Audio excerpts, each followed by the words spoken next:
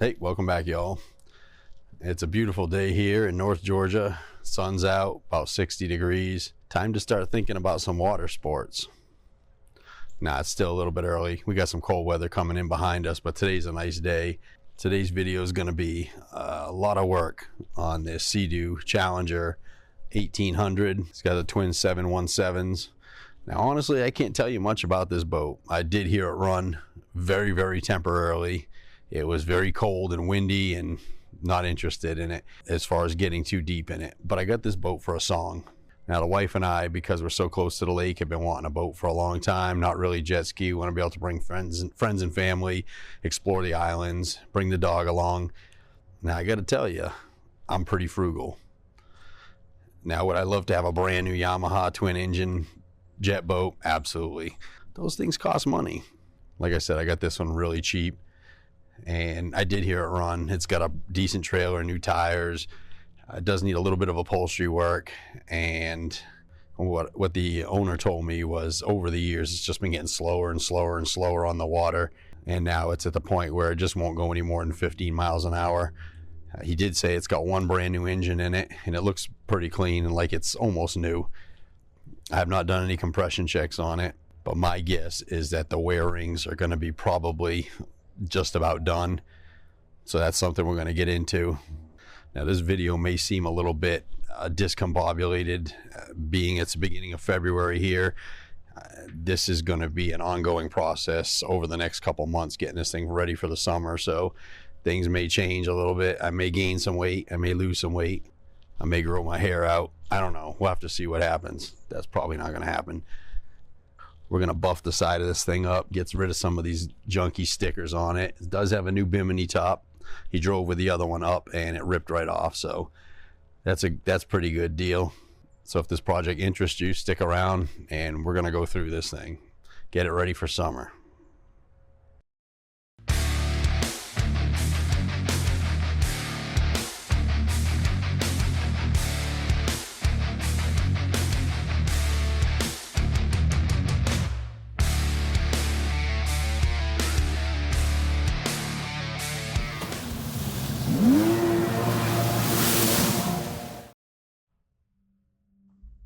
Well, the boat's in pretty nice shape.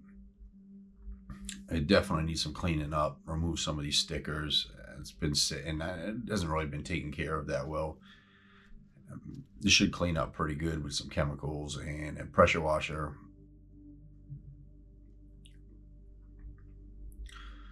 All the jet pump mechanisms look pretty good. The ladder's just a little bit loose. That's why they've got that tied on there. I got to kind of figure that out. Everything's intact. The trailer has some damaged fenders. The tires and wheels are brand new on it, so that's a huge bonus.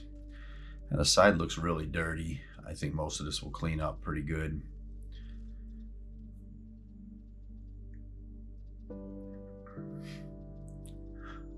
The front mount piece on the trailer, can't think of the name of it off the top of my head, looks a little bit twisted and that'll need to be replaced. This upholstery should clean up for the most part. There's a few cushions that definitely need to be replaced. I didn't realize that this had these compartments, but I've got a couple of bonus things in there. A tow rope. Yeah, I mean, it is a Sea-Doo after all. Don't come at me, Sea-Doo fans. A couple other things. Looks like they replaced a starter. Got myself a pair of tongs for the grill. Some extra fuses. I don't know if that's a good thing or a bad thing. As you can see, I've seen a lot of these jet boats having a lot worse upholstery than this one. Like I said, there's a few seats that need to be redone. The fire extinguishers full. It's pretty crazy. Not too bad. And again, I'm just kind of going over this real quick. I thought I got myself a can of brake clean, but it's empty.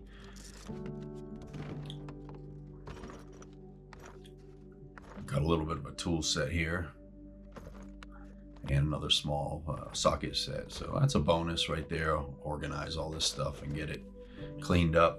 Again, I'm just looking at this real quick. A lot of this stuff is going to get taken out and thrown away. Handle for pulling a skier. That's not something I think we're ever going to do. Brush for scrubbing down the inside. That's something that definitely needs to be done.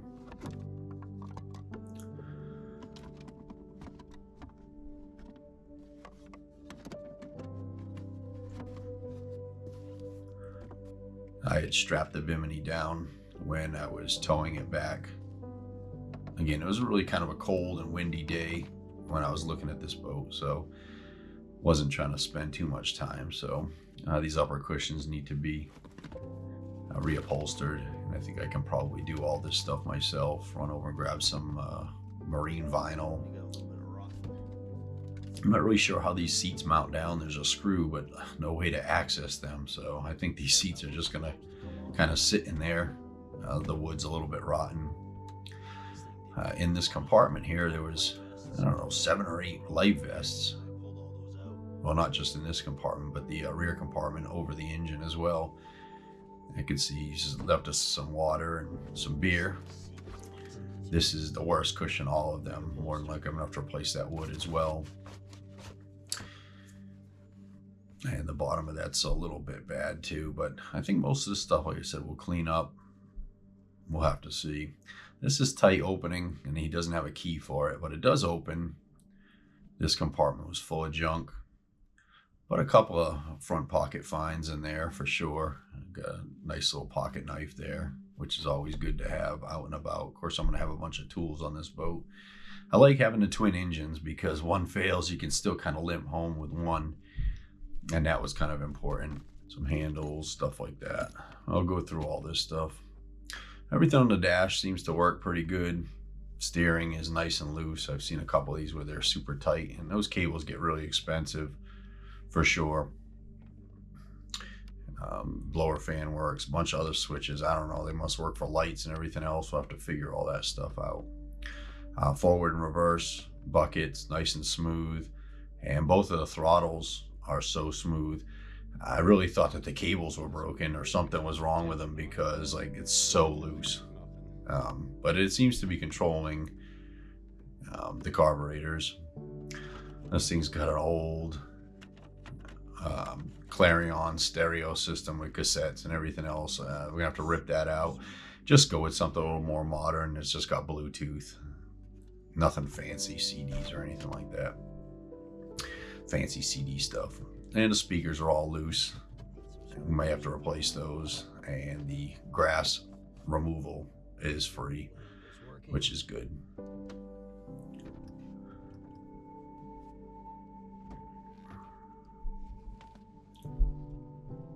So engines look fairly clean. Again, we'll clean up this compartment pretty good. Brand new battery. Firewall looks decent. We'll have to get all the fuel drained out and everything else, but let's go ahead and hear what these motors sound like and start.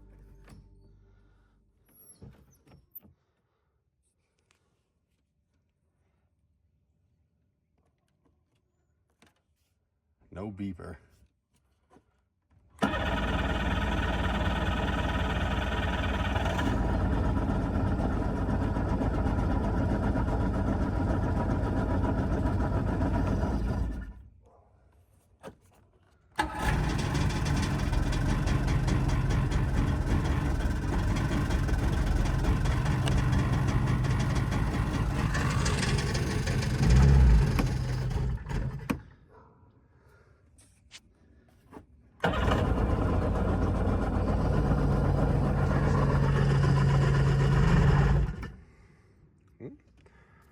Cables seem to be working.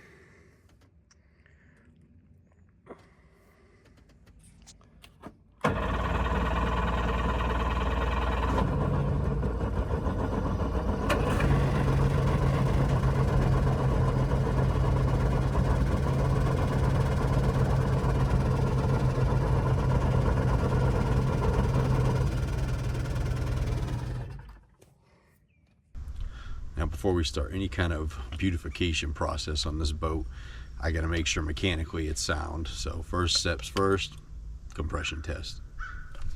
One big thing to remember on these jet boats, jet skis, Yamaha, Sea-Doo, doesn't really matter, is they've got these grounding posts. So if you're going to be cranking on this engine, you don't want to just leave these off because they could potentially short circuit inside the PCM, the computer, the ECM, the MPEM, whatever you want to call it, and damage it. So they got these grounding posts for a reason. Make sure you ground them out.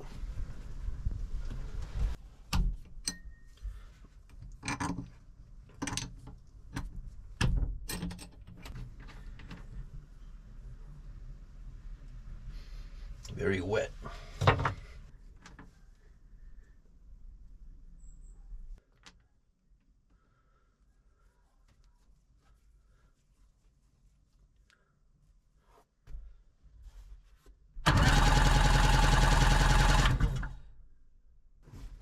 About 125.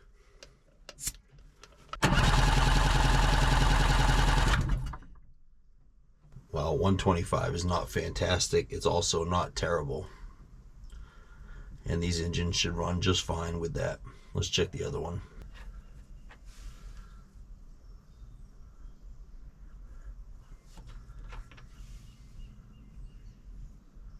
Very, very rich.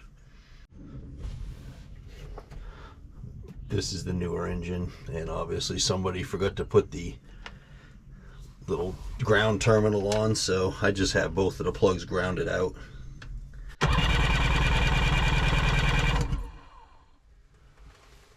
$125. Same thing, $125. Keep in mind I'm doing these compression checks with the throttles held wide open. These compression numbers are really reassuring. I'm going to throw a set of new spark plugs in here and see if she actually runs any better. And our next step is going to be drain this fuel tank, drain this oil tank, and clean these systems thoroughly.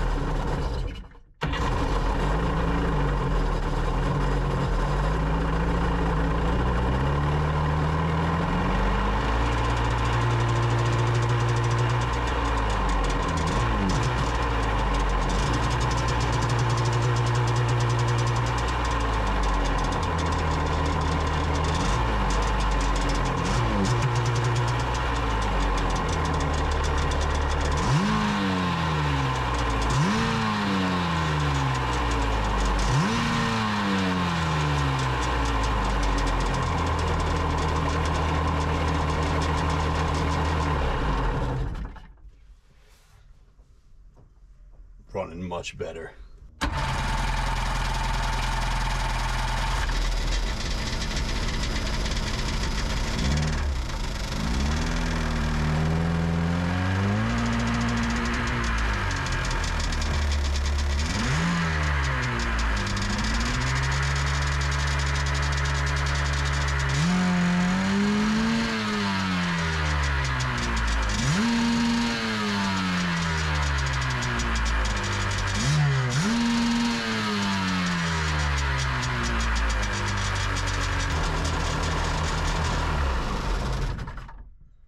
No, definitely got a lot of oil in the cylinders that need to be blown out, but they're revving right up right now.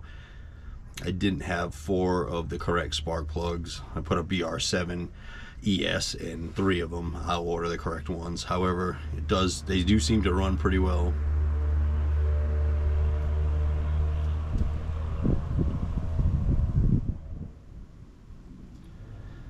So we'll go ahead and drain all the fuel. I'll throw that in the Tundra. That burns anything. Also, I'm gonna pull and drain and clean the oil tank. A lot of times some sludge will build up in there and cause it to not get enough oil to the pumps. We don't want that either. So I'm gonna clean that out, put the right kind of oil in it, put some fresh non-ethanol in it. Then we're gonna start looking at these jet pumps and see if that's where our issue lies with the acceleration and top speed of 15 miles an hour. Plus is both of the tachometers work, so that's great news.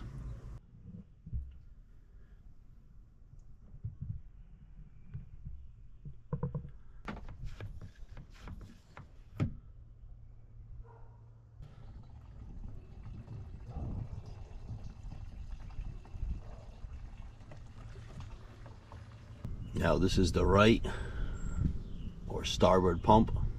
We're gonna take a look at that wear ring and impeller. So you take a look down in there. I'm gonna climb underneath the boat, put some light up in the impeller, and let's see what kind of a gap we've got. It should not exceed 1 millimeter. And literally, I don't even need to measure that. I mean, I can see the flashlight all the way around that. It looks like it's probably got 5 millimeters all the way around.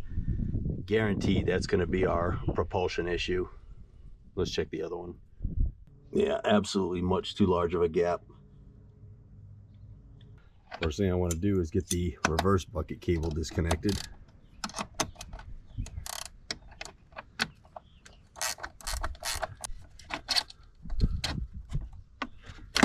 Now we're going to get these 4 bolts off on each side and take these reverse buckets off.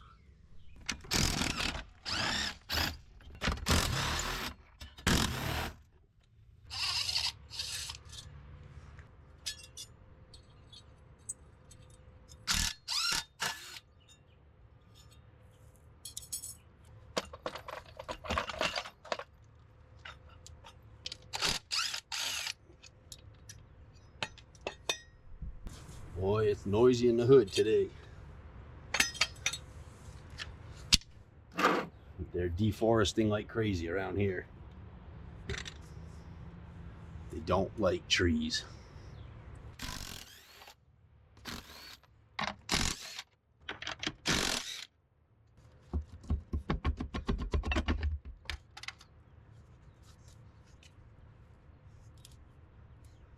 So the impeller actually doesn't look too bad. The bearings in it feel pretty good. But like I said, this is supposed to have a 1 millimeter gap between the impeller and the wear ring. That's probably a good 3 to 4 millimeters right there. So how the system works is this impeller creates a vacuum which sucks water up underneath the boat through the impeller, which is like a propeller just on the inside, and then shoots the water out the back in a jet form. And then those nozzles will steer you where you need to go. What happens is water, like electricity and people, are going to find the path of least resistance. And if the water can actually go around the impeller rather than being pressurized out the back, that's what it's going to do. So this 100% is our propulsion issue.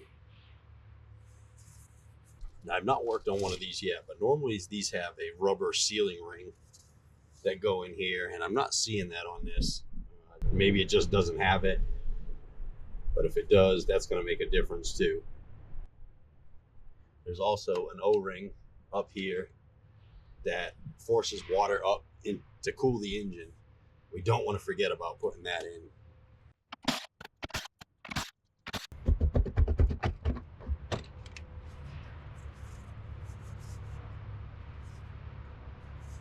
Yeah, this was just as bad.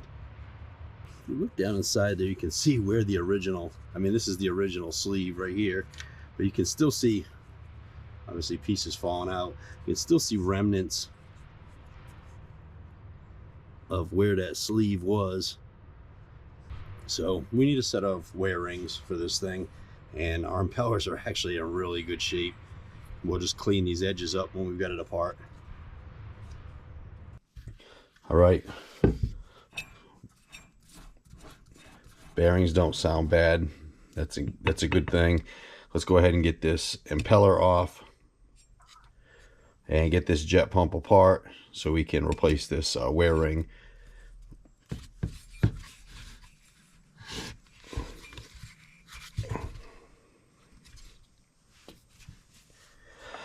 Now, I know you can do these without taking the impeller off, but I want to clean the impeller up and take a good look at the bearings and everything else for sure. So I definitely want to take it apart.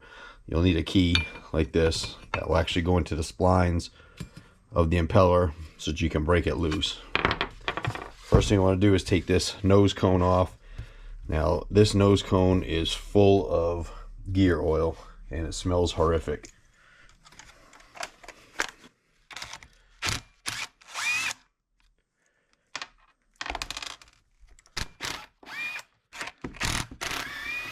I went ahead and put a mark on the nose cone just to make alignment a little bit easier when we go to put it back together.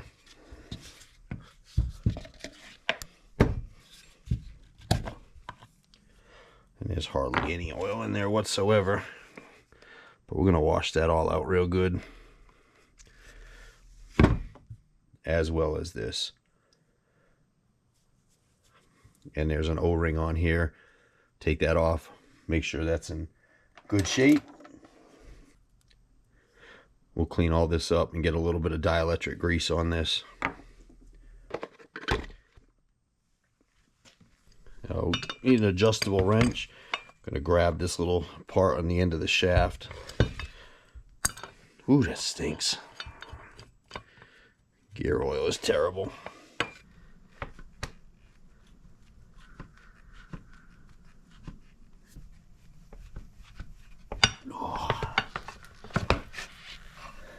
I had to put the case on the floor and step on it to put a little bit of pressure on this to break this loose.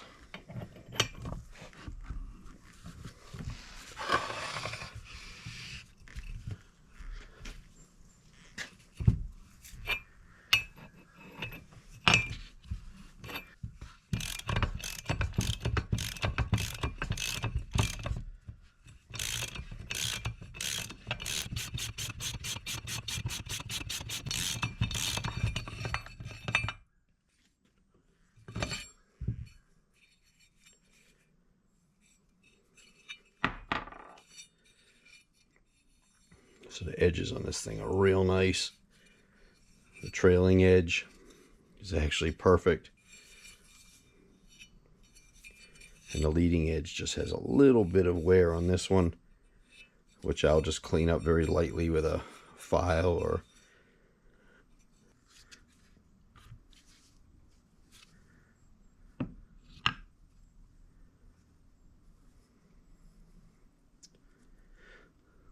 you get your shaft.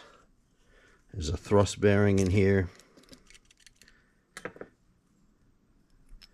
I'll make sure all the rollers are good on that, and of course this needs to be cleaned up. When we clean this up, we're going to look for any scoring or marks on this shaft to make sure that where the seal goes is not damaged. There should actually be another washer in here.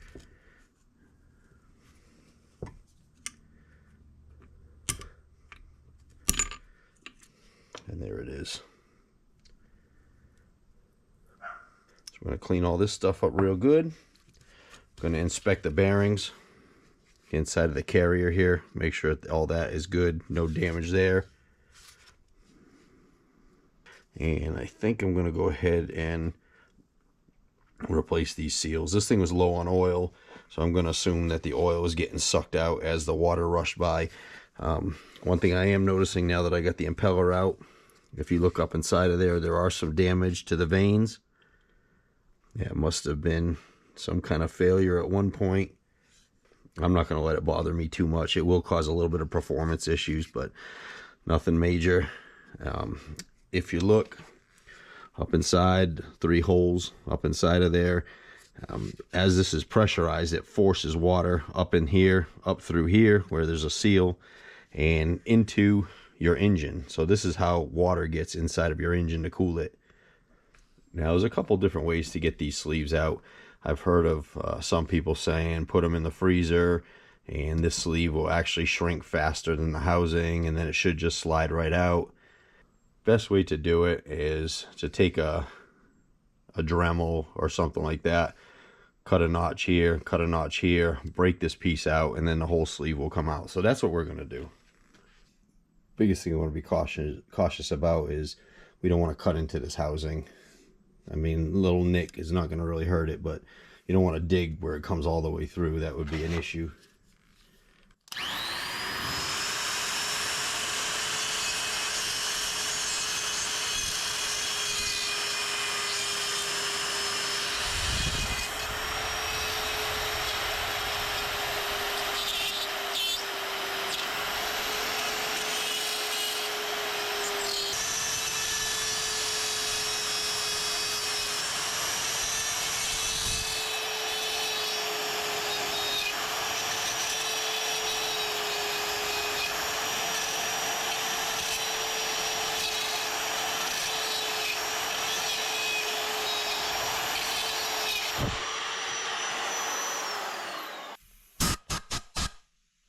If your seal and all that stuff is in really good shape, just stick a rag in there before you do this cutting, just to keep any debris from going in. I'm going to pull all this apart and clean it.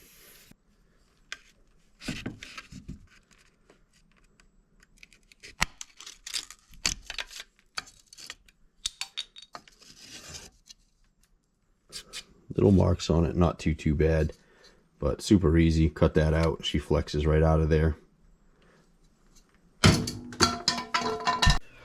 I'm just going to use a blind bearing puller for this.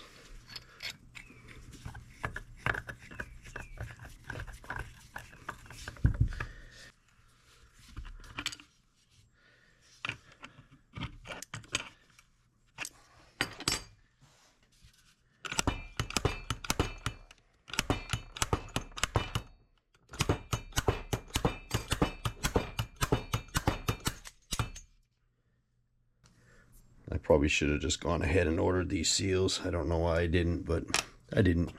But it'll give me a chance to get all this cleaned up.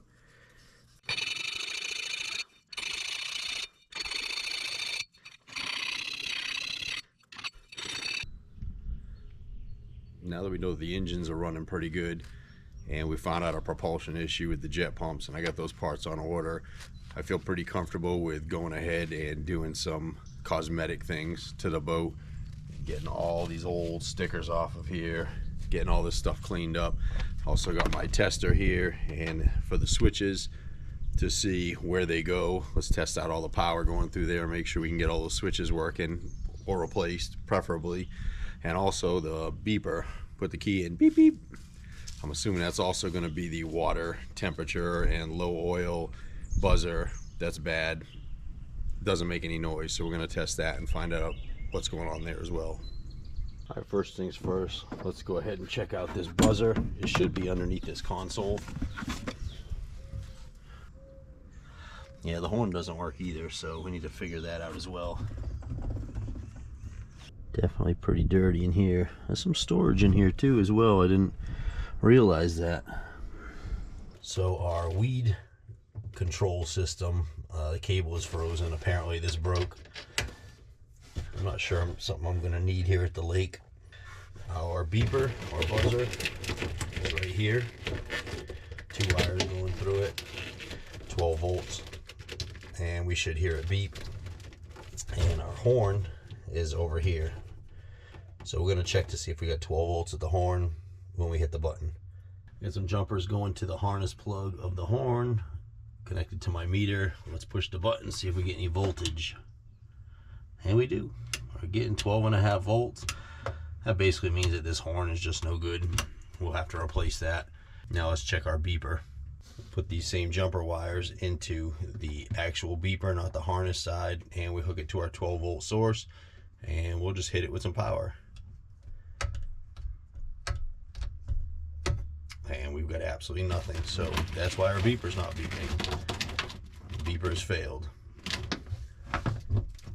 Now this beeper is very important for a couple of different reasons.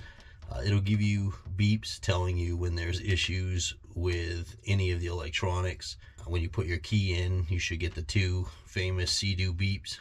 Also, if you run low on oil or your engine temperature starts to rise, this will beep and warn you. If it's not working, obviously you have no indications that anything's wrong.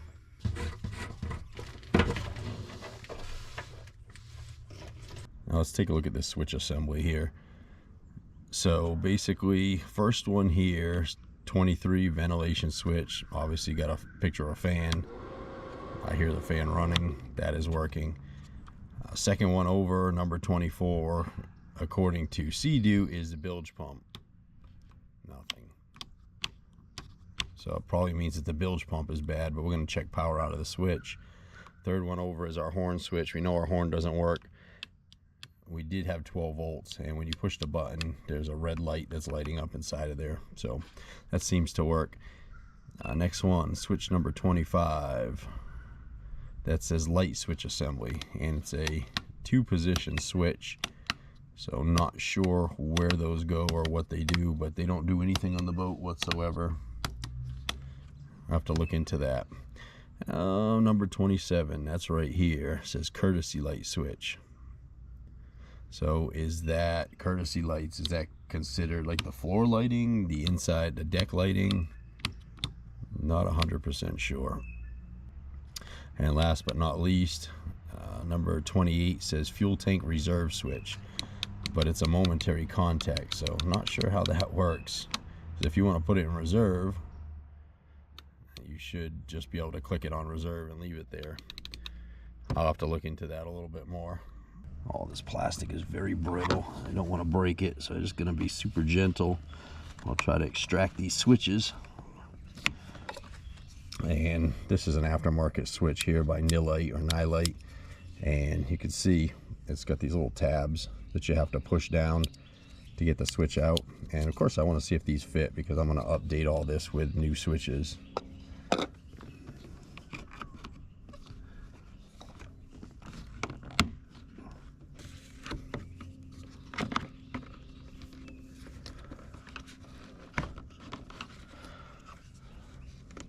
Okay, I'll have to get into the wiring diagrams on this one and see what's going on. I wonder if people have flipped this stuff around. I don't know if this is somebody's put a different switch in here, maybe. Because I don't think it's supposed to have a momentary contact, but what do I know? Actually, I want to check this one first here to make sure we got power coming out. And then we'll look into the bilge pump. I don't know if there's an issue there. So we got two wires. We got a brown or a black with orange. That's 12 volts in. And then a brown, which when you turn the switch on, 12 volts out. See if you got power coming out on either of these other ones. So if this blue, we have 12 volts.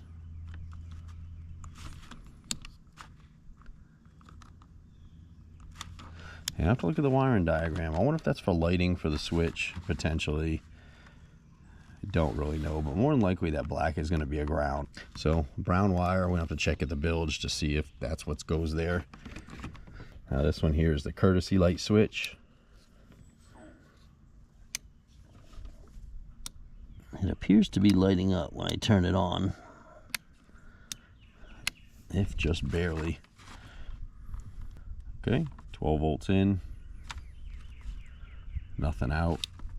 Flip the switch. The switch is sending power through. So these wires here are blue. Is a blue wire. Where's the blue go? Does the blue go to the courtesy lights around the floor or something else? That's what we got to find out. Now this just says light switch assembly. 12 in. Nothing out, nothing out. So when we turn the switch one way, we get 12 out on that one and 12 out on that one. In fact, we have 12 volts coming out. I feel like these switches, something's going on with this.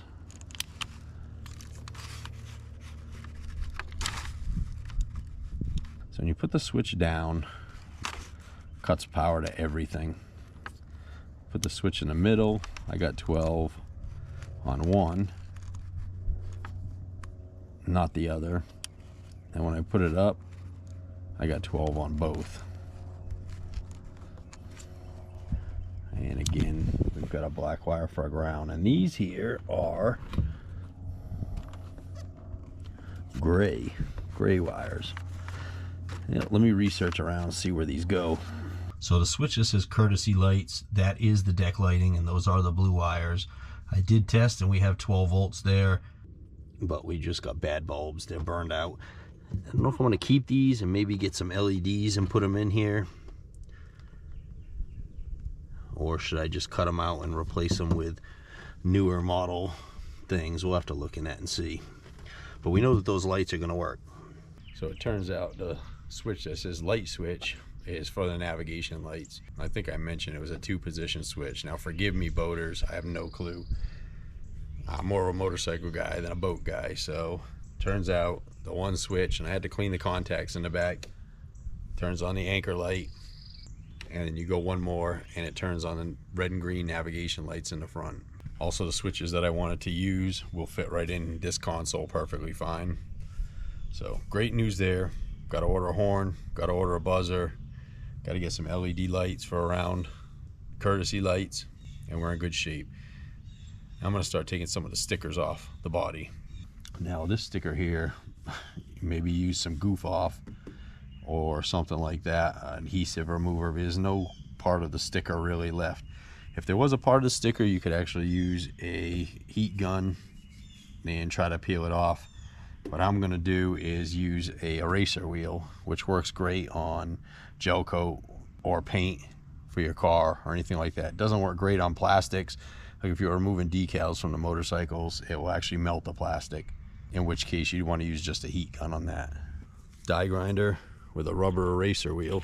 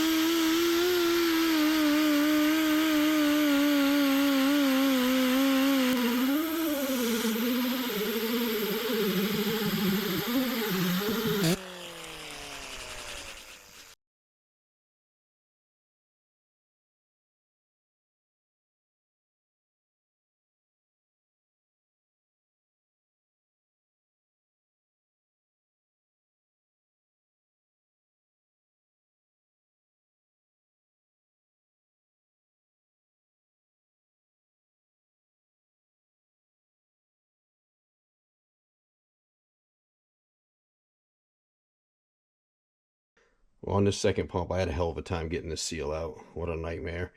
And in the process, I absolutely destroyed the bearing.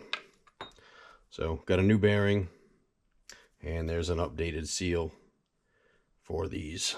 So, let's go ahead and get this pressed in.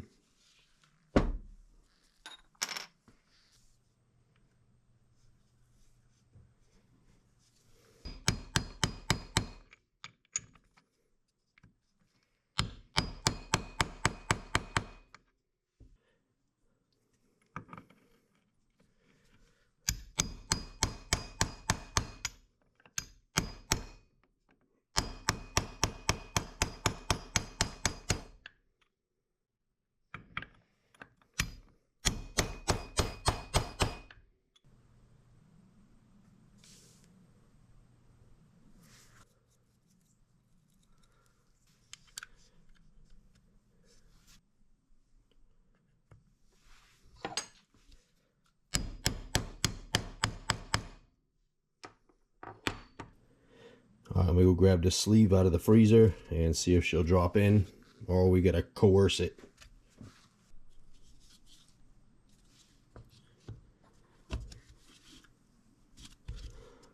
Oh no, she's gonna be tight.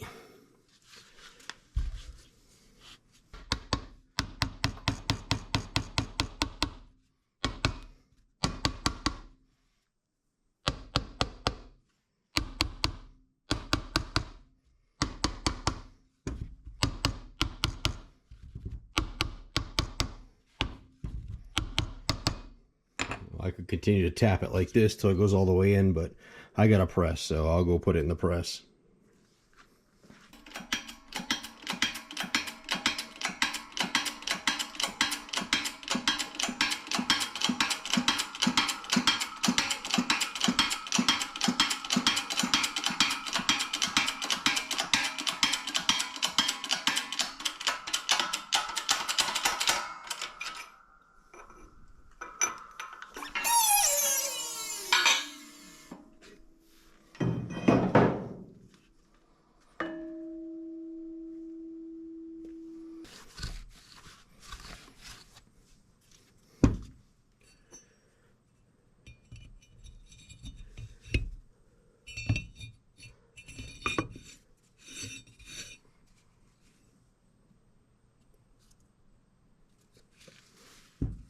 got the shaft and all the components cleaned up real well with acetone.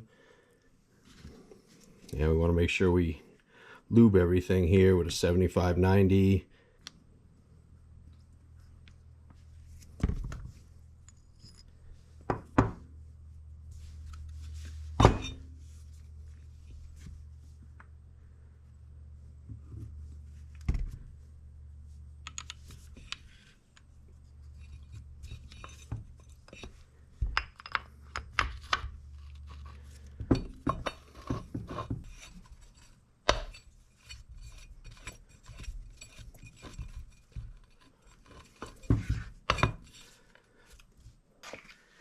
Now we'll go ahead and torque this down to 90 foot-pounds.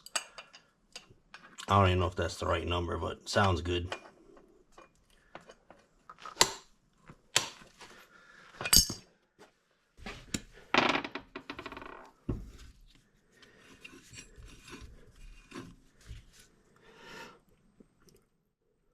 Now you can see how tight your gap is. That's the way it's supposed to be. Now when you first put this together, this may drag, the prop may drag a little bit on the sleeve. That's not a big deal. If it's bound completely, you got something wrong, but it will drag on the sleeve a little bit, and that'll work itself out first time you start it up. Next, we got our cone all cleaned up real good. There's a spring-loaded retainer that's down in there. Make sure it's not broken or damaged in any way. I'm going to put a little dielectric grease on this O-ring. You can use marine grease or any kind of grease, anything just to help to get it to go together. Now to orientate this cone, we want to look at our jet pump. On the top of it here, it has these little rails.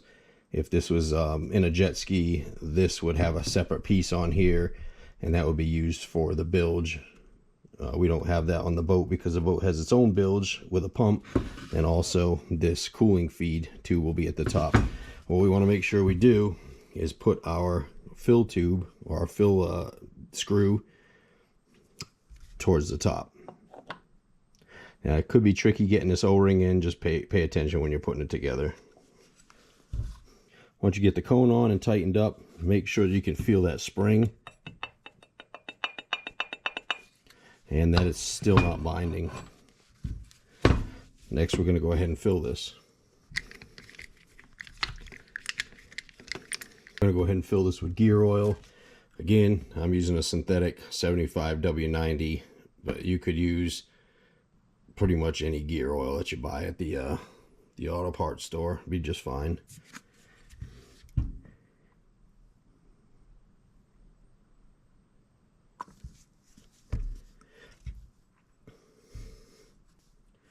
What you're going to want to do is fill this right to the top, spin the prop, move it all around, keep topping it off.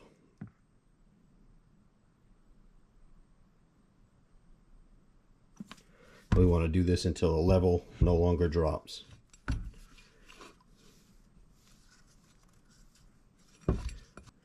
Once the oil level is full, kind of to the bottom of the hole, and it's no longer dropping, we're going to go ahead and put our plug back in. Now you want to put this just about flush or just a tick below flush. You don't want, this thing will continue to turn. You don't want to put it all the way in. It'll drop inside possibly and even lock up the prop. So that's basically it. One pump rebuilt, one to go. Now before we stab our jet pumps back in, there's a couple seals I want to replace. First is a 144 millimeter neoprene seal. I believe it's 144. That's going to go between the pump housing and the pump inlet chute, where the pump mounts against the body. And this is an intake port for your water cooling to the engine. There should be a plastic sleeve like this, little washer. Make sure that's in there. If you're worried about it falling out, you could use a little bit of dielectric grease to hold it in. Won't hurt anything. And also the seal between the housings I want to replace as well. That seal is going to go right here. I will use a little bit of dielectric grease on this.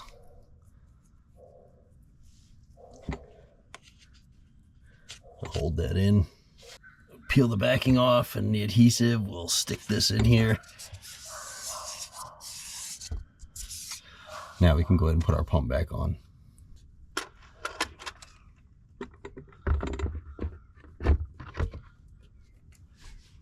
Now we're going to tighten these slowly in a cross pattern so we don't bind anything or warp anything. Now just go ahead and follow the same procedure to put the other pump in, and then we can start putting our reverse buckets and getting our steering set up and adjusted properly.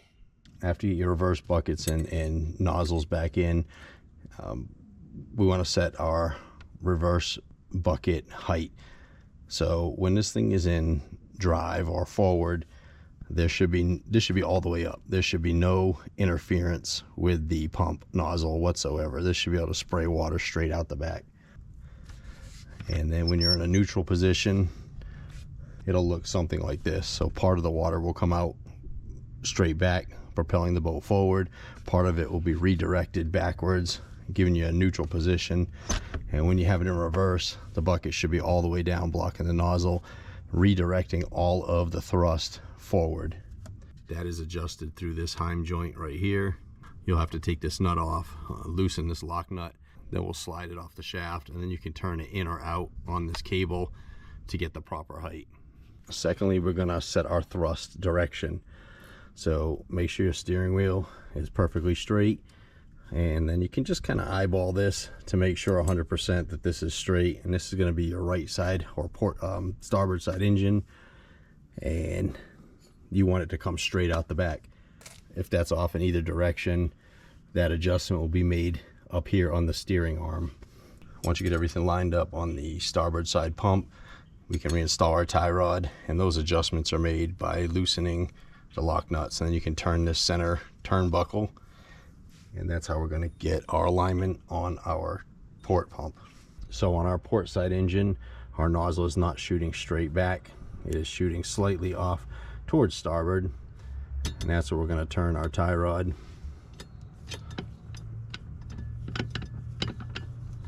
Until this one is shooting straight back as well.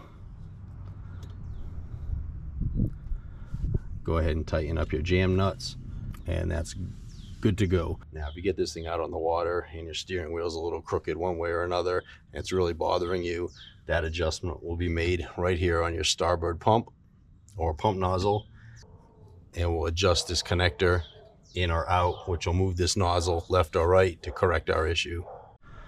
One last tip: when you tighten this lock nut up, make sure your joint is not jammed all the way in one direction or another. That could cause binding during steering.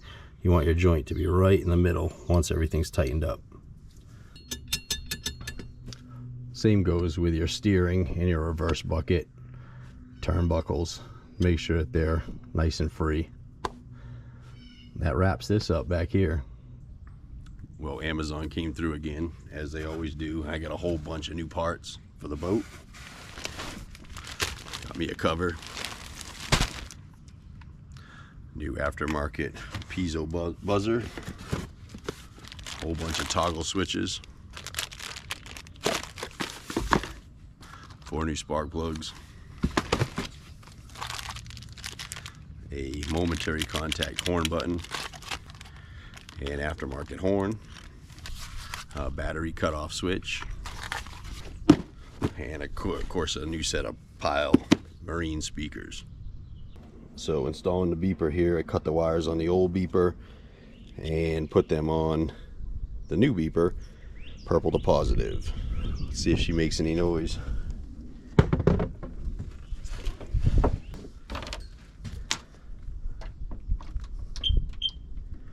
Ooh, that thing's really quiet, but it's beeping.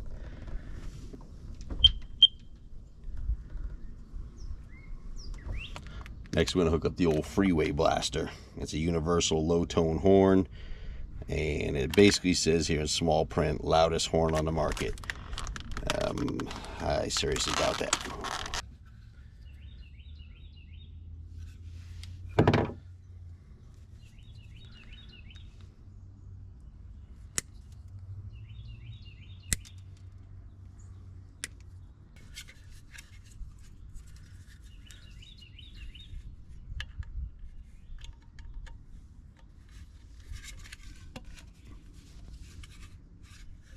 Let's see if it works.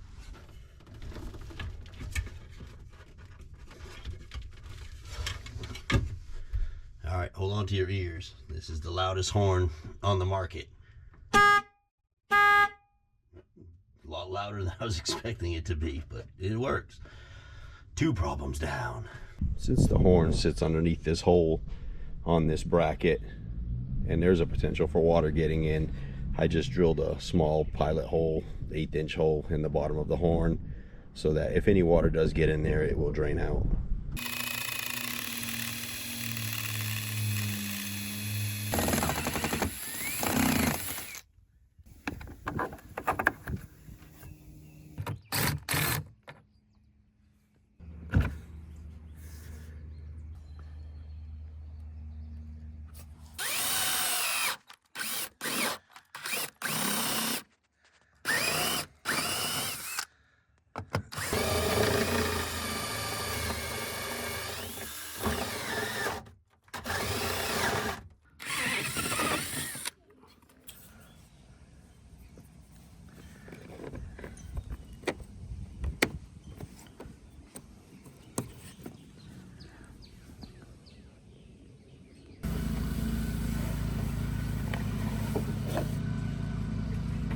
She's charging. It'd be a shame to let the old cassette player go.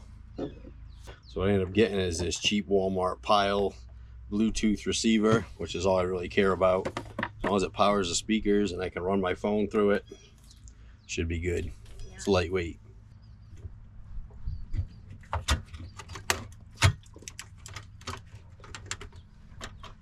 Comes with a remote, so you don't have to extend your arm out to turn up the volume. You can just push the button here.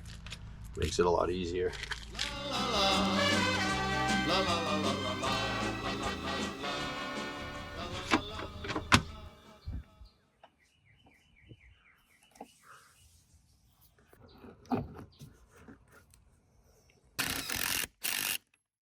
Well, it's mid-March here in upstate Georgia, and the trees are all starting to bloom, and we're getting a ton of rain. Sorry, northerners, still dealing with all this cold, but it's filling up the boat cover, and it's horrible. So I'm going to have to make a quick brace to keep this up.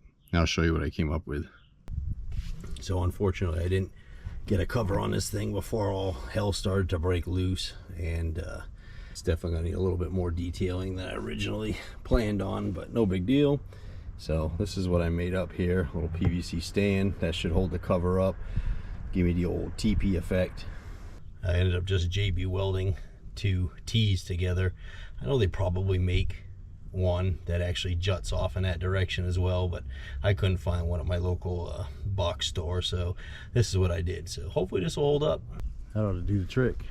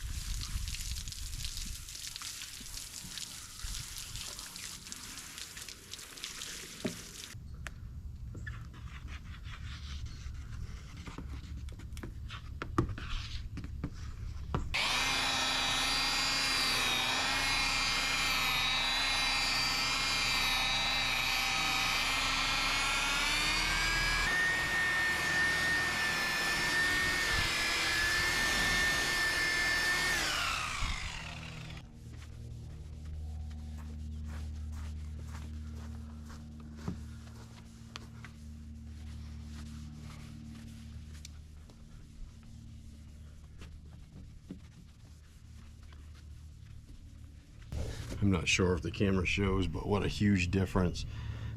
This still needs to be polished and waxed to be finished up, but enormous difference. What I'm using is a wet sandpaper on a Harbor Freight DA sander and 400 grit, so seems to work pretty good. So basically we decided to wet sand it, and the wife said, well, let me try a magic eraser. Damn, I mean, it just wipes right off. It's pretty crazy, right? Yep. I mean, so much easier than sanding it out. I mean, I'll still buff it, but Yeah. Not as noisy. well, hey, listen, you live and you learn. So hopefully this will help somebody else. If you got, we weren't even going to do the bottom of the boat, and I think maybe now we'll do it just with the magic erasers. It'll be so much easier. Look at that.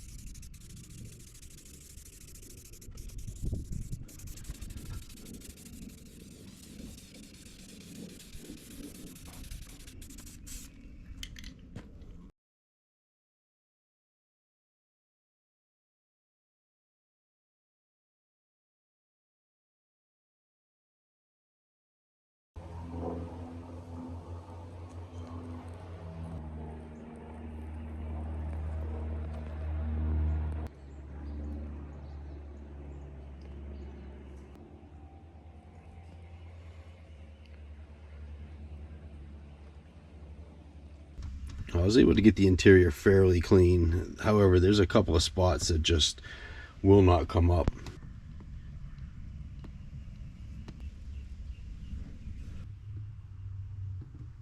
I'm going to give this Starbright rust stain remover a try.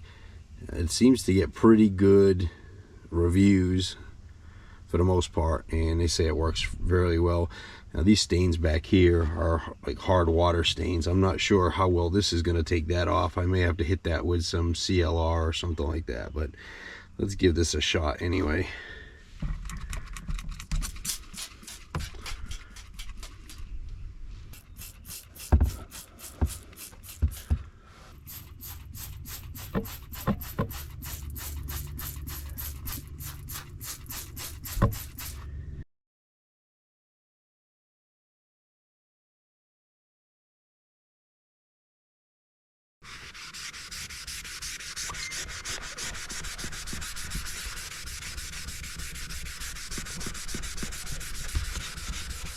It's going to need a little bit more there. It's definitely lightening. It's not lightning, but it is lightening. However, the other spots do look pretty good.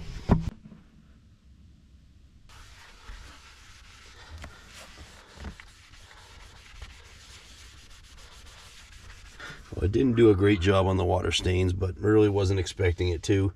We'll hit that up with a little bit of CLR, but I'm happy with the rust stains. Definitely much better. And I'll just keep hitting them.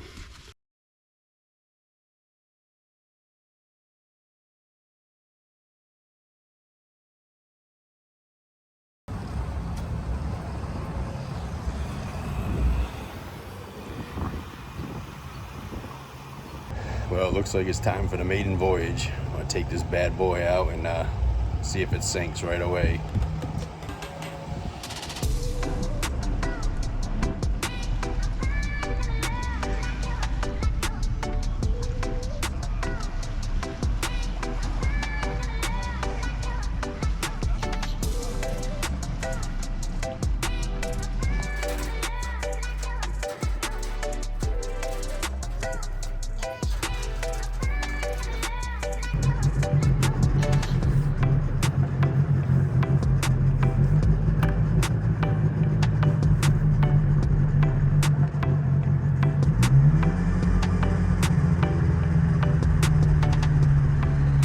Got to keep your hands on the throttle because it wants to fall down all the time. It's so, I wonder if there's a way to tighten those up.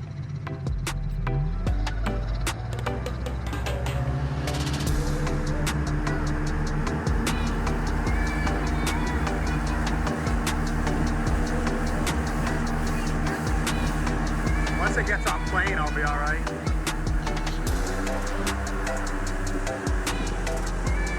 Oh yeah, she moves pretty good.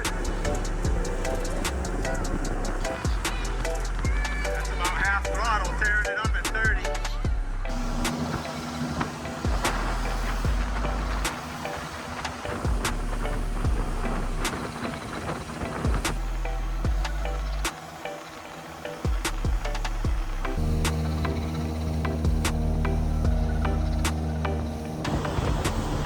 Well, I gotta say, pretty happy with it. A couple little quirks here and there. There was actually a hose that fell off on the engine and it was spitting some water in, but other than that, she's running pretty good. A lot of power. The right engine, like if you come to idle for a little while, it wants to shut off, but it starts right back up again. And it's got tons of thrust for the small engines that this thing's got. So hopefully we'll be good. We're gonna keep running it for a little while.